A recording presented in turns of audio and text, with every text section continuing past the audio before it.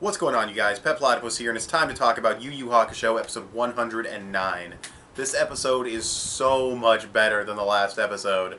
You know, the last episode I was like, yeah, it's decent, whatever, subpar at best. I didn't say that, but from like a writing standpoint, it kind of is. This episode isn't just better because it's okay. It's not just better because it's a good episode. This episode is better than the last one because it's a great episode of Yu Yu Hakusho. I actually really liked this one. The basic summary for this episode is Hiei versus Makuro. That is the entire episode, and it is very cool. There are some pacing issues, but I'll get into that when I get to the technicals.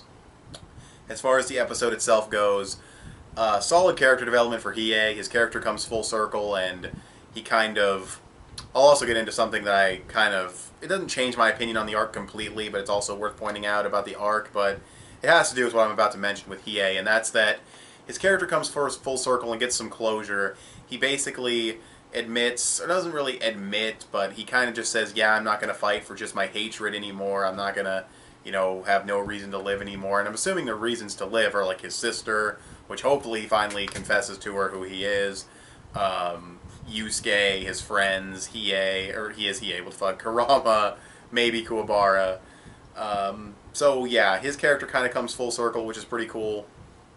And then you have Makuro, we get her backstory, and it's kind of interesting. She was a slave, she had to fight with shackles, even after she ran away, she couldn't free herself from her shackles, and she just fought people while shackled, and became stronger and stronger, and was able to rival Ryzen. And it's an interesting backstory, it's cool. I like Makuro's design, by the way. There's something about the design and the outfit and everything on her. It looks really badass. I don't know, I never really noticed it before until this episode. But, yeah, and their fighting is actually pretty cool too. At first, the animation is good, but it kind of lacks impact. And I was noticing Hiei was kind of slow with the sword skills, and I was like, Hiei, you're way faster than this in the Dark Tournament. What's going on, buddy? And it turns out that they're kind of holding back on each other. So I was like, okay, I can forgive the animation having a lack of impact. They were kind of holding back. Okay, that's cool. I kind of see what they were doing there. And then they go all out, and it's very cool. Fucking Makuro has like these crazy fucking pillars of light that are like cutting space, and if you touch them, they'll fucking zap you like a lightsaber. It was very cool. Very overpowered ability. When they first said like she was cutting space and you see the clouds like split, I was like, whoa, this is gonna get really hacks really fast. And then it turned out to not be as overpowered as I originally perceived it to be, but it was still very cool. And Hiei uses the Dragon of Darkness Flame, and the animation gets a little wonky when she's holding it back, because she's like in the mouth holding it, and it's kind of this very static, not stiff, but very stationary animation. It's not like that dynamic or anything. But that gets fixed real quick when she tears it in half down the mouth, and you see the whole thing split in two, going in like a trail down the whole dragon. Coolest part of the entire episode.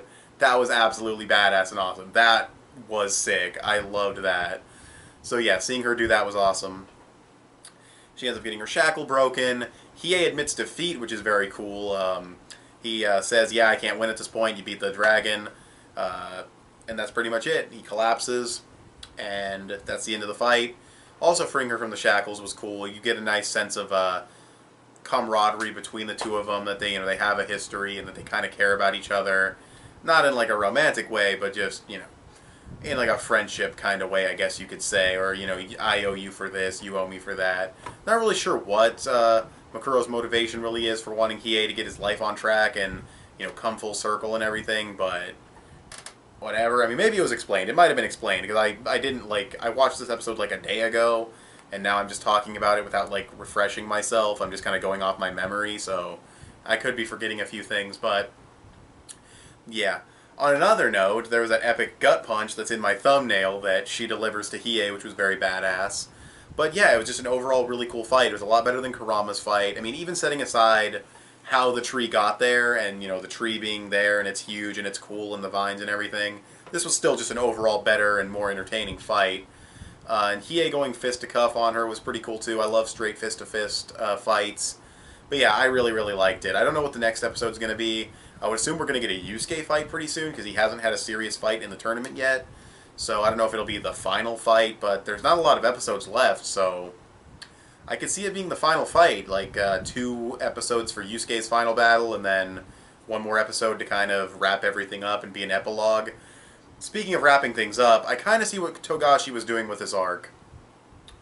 I didn't really see it at first, but I kind of see what he's doing now that we're in the tournament. He's giving closure to certain characters. He gave some closure to the ice guy that looks like an android, which, by the way, just on a side note, he had like the gayest defeat ever. I didn't mention it a couple episodes ago when he got beat by that one guy. He had like the gayest fucking defeat ever. Like he collapsed from exhaustion, but it had like this crazy green light, and he was like, he like collapsed in slow motion. I don't know. It was just really fucking gay to me. I don't know. Well, not a criticism. It's just I thought it was funny.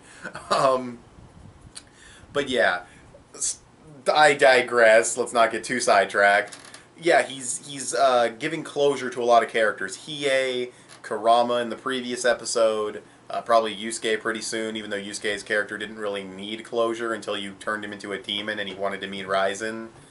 You kind of artificially gave him the need for closure, but whatever. Yeah, where's Kuwabara, by the way? Where's his fucking closure? I guess fuck Kuwabara. If you're not a demon, get the fuck out of here. And people say fucking Dragon Ball treats its humans badly. The fuck? At least they're in every arc for the most part. Anyways, though. Is that all I have to say about this episode? Cool fight. Good animation. It was kind of slow-paced, but it's not too bad. The story progression, the whole fight got wrapped up in one episode.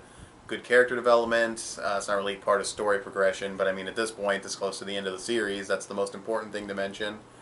So, yeah, I'd probably give this episode, honestly, probably like an 8.5 to a 9. I really, really liked it.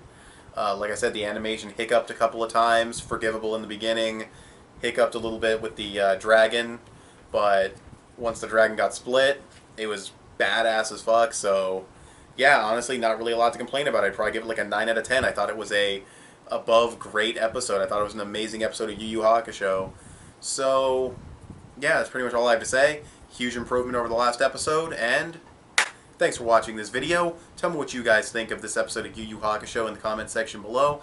Follow me on Instagram. That would be awesome. You know, I post that shit there sometimes. Give this video a thumbs up. That would also be awesome.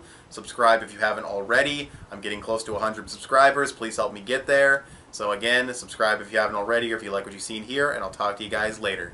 Bye.